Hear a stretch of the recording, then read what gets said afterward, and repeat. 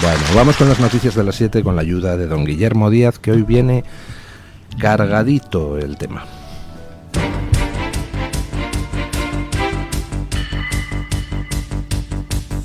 Mañanas en Libertad. Hola, muy buenos días y cordial saludo para todos. Comenzamos este tramo informativo del jueves 6 de junio siguiendo la pista del caso Begoña Gómez. Ayer la Guardia Civil irrumpió en la sede de la empresa pública Red.es. Los agentes de la UCO ingresaron a las instalaciones de esta empresa a petición de la Fiscalía Europea para buscar pruebas, material informativo y correos relacionados con las contrataciones a Juan Carlos Barrabés. La Fiscalía Europea ya está estudiando correos electrónicos e información relacionada con el caso de la mujer del presidente del gobierno desde finales del mes pasado. Por el momento hay 2 investigaciones abiertas sobre estos mismos contratos entre Red.es y Juan Carlos Barrabés. La primera está centrada en investigar si hay indicios de que Begoña cometiera tráfico de influencias, y la segunda en las contrataciones públicas a las que accedió Barrabés. Por ahora el organismo europeo mantiene el secreto del sumario, pero continúan con su objetivo de averiguar si dentro de la trama Begoña hubo desvío de fondos provenientes de la Unión Europea. Bueno. Tenemos un problema, Pedro. Resulta que un juez ha citado a declarar a Begoña Gómez el 5 de julio por su presunta implicación en, actividades no demasiado santas relacionadas con posibles delitos de corrupción. Y la reacción tuya, Pedro, ha sido escribir una carta a la ciudadanía, poco menos que acusando al juez de interferir en el proceso electoral. Bueno, pues ayer irrumpió la Guardia Civil en la sede de Red.es para encontrar información sobre los contratos conseguidos por alguno de los empresarios que aparecen mencionados en las investigaciones que se están llevando a cabo en al menos 2 juzgados. Y lo importante de la noticia, querido Pedro, es que quien ordena a la Guardia Civil ese registro no es ninguno de los 2 jueces que en estos momentos están investigando la corrupción que te rodea. No es ni el juez de la Audiencia Nacional, Ismael Moreno, ni el juez Peinado de un juzgado ordinario que es quien ha citado a declarar a Begoña Gómez. Quien ordenó que la Guardia Civil registrara ayer la sede de Red.es es la Fiscalía Europea.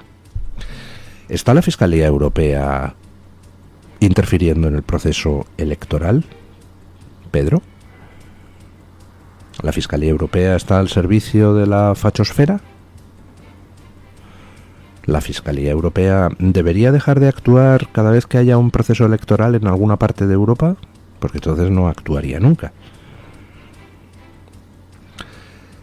¿Qué hacemos ahora? Hay varias posibilidades. Una es que saques una nueva carta acusando a la Fiscalía Europea de algo. La segunda es que salgas por fin a la palestra a dar explicaciones. Porque todo el mundo en este país, por ser un Estado de Derecho, es inocente mientras no se pruebe lo contrario. Pero en el caso de los políticos, al hablar de responsabilidades políticas, no de responsabilidades penales, lo que prima es la presunción de culpabilidad. Un político está a nuestro servicio, nosotros le pagamos el sueldo, nosotros le elegimos, pero es como el administrador de una comunidad de vecinos. Lo que pasa es que en unas competencias mayores, pero es nuestro empleado y por tanto tiene que dar explicaciones sobre cada sospecha que pueda haber sobre él. Sea materia penal o no lo sea, eso es irrelevante. Tenías que haber salido desde el principio a desmentir lo que según tú son bulos. Tenías que haber salido a decir es mentira que se reuniera Begoña Gómez con fulanito. O tendrías que haber dicho no es mentira que se haya reunido, pero no hay ningún tipo de cosa rara detrás porque Sin embargo, no has dado ninguna explicación. Ni sobre Begoña Gómez, ni sobre tu hermano, ni sobre Koldo, ni sobre Ábalos. No has dado explicaciones de nada. ¿Por qué? Pues puede ser que es que no consideres que los ciudadanos tenemos derecho a conocer esas explicaciones, es decir, porque consideres que los ciudadanos somos meros súbditos y no tus empleadores, o bien es que no puedes desmentir nada, Pedro, que parece lo más probable. Lo dicho, ¿qué hacemos ahora, Pedro? Que la Fiscalía Europea ordena a la Guardia Civil registrar la sede de Red.es en relación con los contratos recibidos por una de las empresas que aparece conectada con las actividades del lobby de tu mujer. ¿Cuánto tiempo más vas a estar aguantando atornillado al sillón de la Moncloa sin dar explicaciones y haciéndote la víctima de una campaña de desprestigio donde al parecer estaría implicado todo el mundo mundial, incluida la Fiscalía Europea? Quosque tandem abutere, Pedro Sánchez, paciencia nostra, que diría el clásico. ¿Hasta cuándo, Pedro Sánchez, abusarás de nuestra paciencia? Pues no lo sé, pero se te está poniendo cara de ex. Yo que tú empezaba a buscar el listado de países sin tratado de extradición con España. Mucha atención a las declaraciones del senador Ángel Pelayo ayer en la plenaria de la Cámara Alta. El político de Vox no se guardó nada y se dirigió de esta manera a la bancada socialista. Si me piden ustedes aquí, como he oído, que nosotros nos retractemos ante ustedes de algo, espérense sentados, porque de pie se cansarán. Porque miren ustedes nos pueden llamar a nosotros muchas cosas, la ultraderecha, la no sé qué, la no sé cuánto, lo que repiten como papagayos. Porque repiten ustedes, además no son nada originales, repiten ustedes lo mismo una y otra vez, una y otra vez. Claro, porque claro, ¿qué van a hacer? Ante la falta total de argumentos, ¿qué van a hacer ustedes? Pero hay dos cosas que a nosotros, a los de Vox, no nos pueden llamar ustedes, que son ni ladrones ni traidores. Muchas gracias, señoría. El diputado por Vox a la Asamblea de Extremadura enfatizó en que a su bancada no se les puede llamar ni ladrones ni traidores, haciendo referencia a los últimos casos de corrupción en los que se ha visto involucrado el Partido Socialista y, por supuesto, refiriéndose a la recién aprobada ley de amnistía. Pues efectivamente, tiene razón don Ángel Pelayo, el senador de Vox por Extremadura. A mí, la verdad, cuando veo todas las descalificaciones, ultraderecha, fachosfera, pseudomedios, sí, lo que ustedes quieran, pero efectivamente, lo que no nos pueden llamar, lo que no le pueden llamar, por ejemplo, a Vox es ni ladrones ni traidores, cosa que sin embargo sí se puede llamar al Partido Socialista. Un partido ladrón que protagonizó el mayor caso de corrupción de la historia de España y posiblemente de Europa, el caso de los ERES, y que ahora aparece enfangado otra vez en otra macrotrama de corrupción cuyo alcance verdadero todavía no conocemos. Y al Partido Socialista también se le puede llamar traidor, porque no ha habido enemigo de España con el que no haya pactado, al que no haya favorecido, al que no haya cortejado, ante el que no se haya humillado, desde Marruecos a Puigdemont, pasando por RC o Bildu. Ladrones y traidores. Con lo cual lo otro, lo de ultraderecha, pues mire, me entra por un oído y me sale por el otro, porque ya carece de significado. ¿Qué es ultraderecha? ¿Todo el que no sea ladrón y traidor es ultraderecha? Oiga, pues encantado de ser ultraderecha. En otros asuntos, las recientes protestas de los agricultores llegaron hasta Bruselas. Esta semana, al mismo tiempo que varios agricultores franceses y españoles cortaban la frontera mientras exigían mejoras en el sector, un total de 1.200 agricultores y 500 tractores participaron este martes para protestar contra las políticas agrarias de la Unión Europea, a escasos días de que se realicen las elecciones al Parlamento Europeo.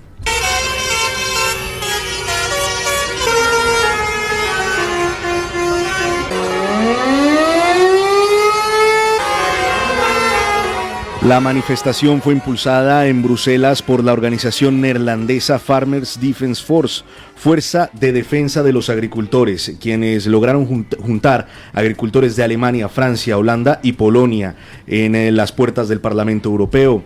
Las principales exigencias de los manifestantes fueron garantizar la rentabilidad de la producción agraria en la Unión Europea, suavizar lo que consideran requisitos de información excesivos y retirarse de los acuerdos de libre comercio con regiones fuera de la comunidad. Pues efectivamente, el libre comercio está muy bien, es maravilloso. El libre comercio ayuda a eliminar los sectores improductivos en un país.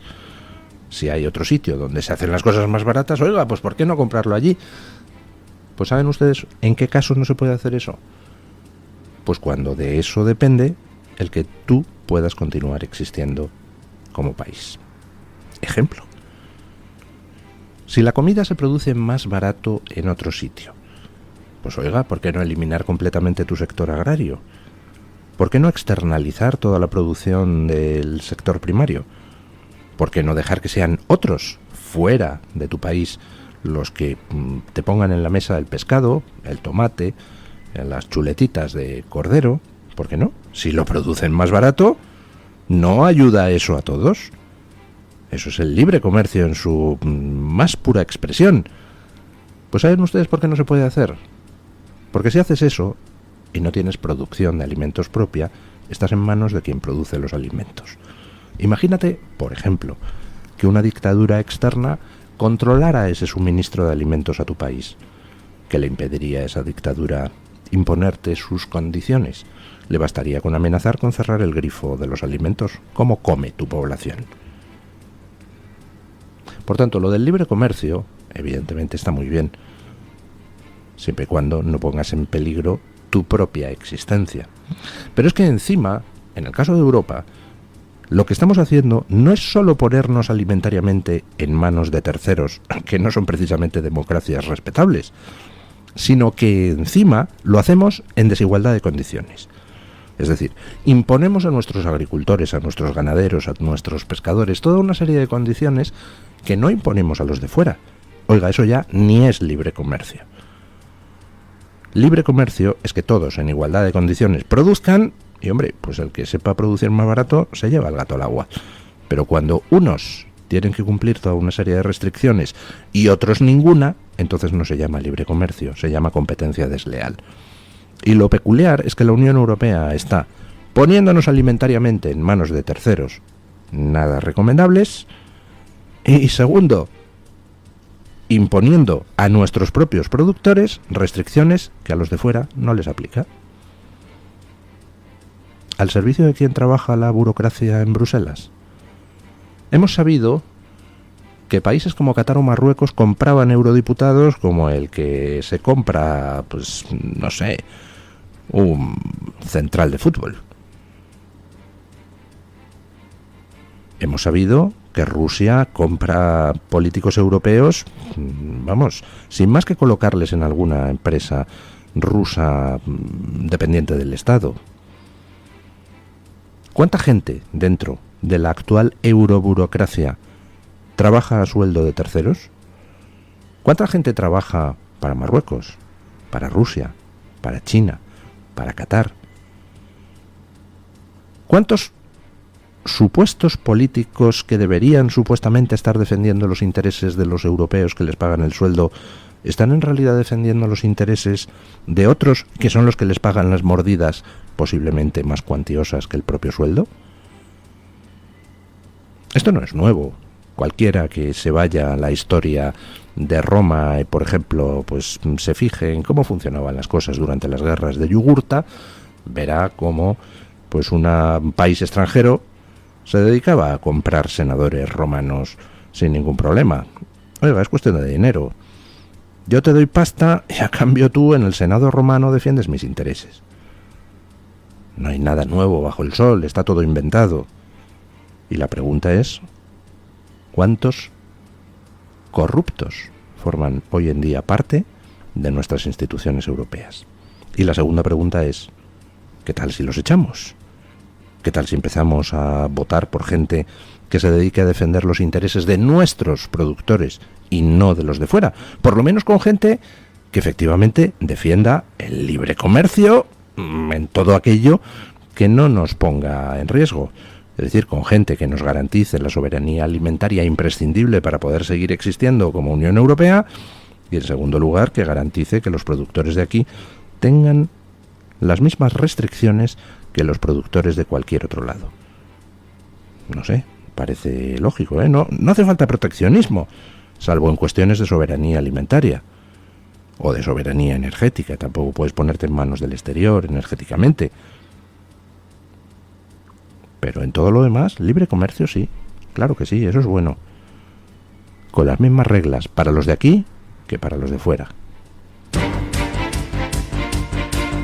Continuamos con la información internacional contándoles que un político del partido Alternativa para Alemania, AfD, fue agredido esta semana con arma blanca en la ciudad de Mannheim. Los hechos se presentaron justo días después del asesinato de un policía en un acto público del partido conservador Pax Europa, hecho sobre el cual el ministro de Justicia alemán ya ha hecho eco de la motivación islamista del atentado. Pues este nuevo ataque tuvo lugar en la noche del martes cerca de la plaza de mercado de la ciudad, cuando el político vio a una persona rompiendo un cartel y al acercarse a reprocharle sus acciones fue atacado con un arma blanca. En este momento el político se encuentra hospitalizado y con heridas leves, fuera de peligro, mientras que el atacante ya ha sido detenido. Pues segundo ataque en la misma ciudad alemana de Mannheim. Hace unos días fue un islamista el que acuchilló a un político de derecha alemán. Ya saben ustedes la escena esa dantesca donde el policía, en lugar de reducir al atacante, coge y reduce a uno de los de seguridad del político que intentaba reducir al atacante. Como resultado, el atacante se vio libre de moverse y apuñaló al policía en el cuello y lo ha asesinado. Eso fue hace unos días. Pero es que ayer otro político de derecha ve a una persona arrancando carteles de su partido, se acerca a él a reprocharle el tema y le apuñalan. ¿Quién es violencia en Europa? Pues casi siempre los mismos. Digo casi siempre porque hay ocasiones donde es al revés, pero son las menos. Vamos, hay una proporción abrumadora de ataques que van siempre de la izquierda contra la derecha, del separatismo contra los no separatistas, de los que sean contra los católicos. Siempre es lo mismo, casi siempre. Y sin embargo, en la retórica, resulta que toda esa internacional progre que opera en Occidente de manera bastante coordinada se dedica a presentar a los que son mayoritariamente víctimas de los ataques violentos como si fueran ellos los agresores. Ejemplo, Pedro Sánchez, refiriéndose a la derecha, la ultraderecha, como si los del PP y los de Vox fueran unos salvajes que van atacando. No, son los tuyos, Pedro Sánchez. Siempre son los tuyos. Perdón, casi siempre. Estamos viendo cómo se producen ataques contra las campañas electorales de Vox casi a diario. Vox no se dedica a lloriquear por las esquinas. ¡Ay! Lo que hace es grabar a quienes protagonizan los ataques y sentarles ante un juez para que paguen por esos ataques, que es lo que hay que hacer. Pero vamos, es que es casi cotidiano. A pesar de lo cual, Pedro Sánchez pretende presentar a la gente de la derecha como si fueran los orcos. No, los orcos sois tú y el resto de los corruptos que te rodean, y tus socios corruptos y delincuentes. Esos sois los orcos. Sois vosotros los violentos. Y os vamos a derrotar. Y os vamos a derrotar democráticamente. Y os vamos a echar con nuestras papeletas de voto. Y nos vamos a encargar, votando, de que dejéis vivir a todo el mundo en paz. A los de izquierda y a los de derecha, a los que opinen de forma más centralista o más separatista.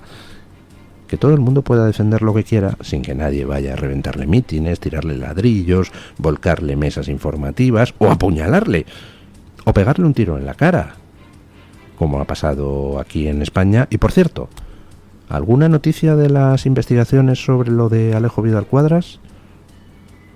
Porque da la sensación de que es de esos casos envueltos en una maraña de confusión que jamás se llegarán a aclarar.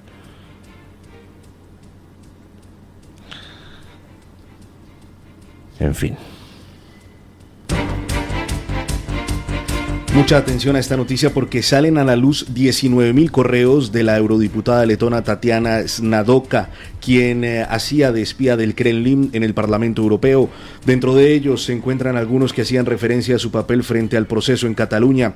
En estos correos aparece su intervención como observadora el 1 de octubre, así como alusiones a mis amigos Junqueras y Romeva, y llamadas a los rusos de Letonia a seguir el ejemplo de los independentistas catalanes. Los correos salieron a la luz gracias al grupo de periodistas Versus Quar, quienes publicaron la semana pasada un par de artículos en los que detallan las relaciones de Ždanoka y varios interlocutores rusos que confirman las acusaciones publicadas hace unos meses de que ha sido y ha estado espiando a favor de los intereses del Kremlin durante sus mandatos en el Parlamento Europeo desde el año 2004. 20 añitos haciendo de espía del Kremlin. Esta diputada letona es una diputada de las que proviene de la minoría rusa de Letonia, es decir, es una diputada pues partidaria de que los de Putin se anexionen, si no toda Letonia, si al menos una parte.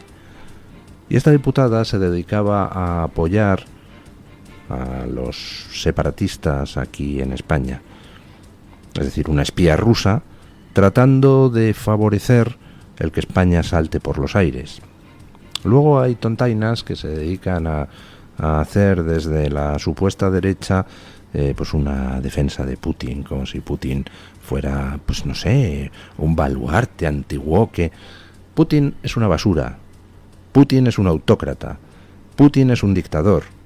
Putin es un señor que no tiene reparo en llegar a acuerdos con las cúpulas woke de Occidente. Se llevan estupendamente. Vayan ustedes a ver quiénes eran los miembros del patronato del Foro de Davos hace 4 años. Ahora ha variado después de la invasión de Ucrania, porque no es presentable, digamos, pasear a los representantes rusos. Pero ahí en el Foro de Davos estaban representantes de grandes empresas rusas, codeándose con los representantes de grandes empresas y gobiernos occidentales, y se llevan todos estupendamente. Putin no es anti-woke. Putin es un autócrata que quiere, pues para su autocracia, el máximo terreno posible, que no duda en atacar a países como es Ucrania y que no duda en tratar de sembrar en Europa el caos. Por ejemplo, en España, haciéndola saltar por los aires, mandando a su gente a tratar de ayudar a los separatistas catalanes que querían reventar España. Y, por favor, vale ya de putinejos haciéndole el juego a quienes no tienen ningún interés en que España siga unida, sino que ayudan a quienes tratan de que no siga unida.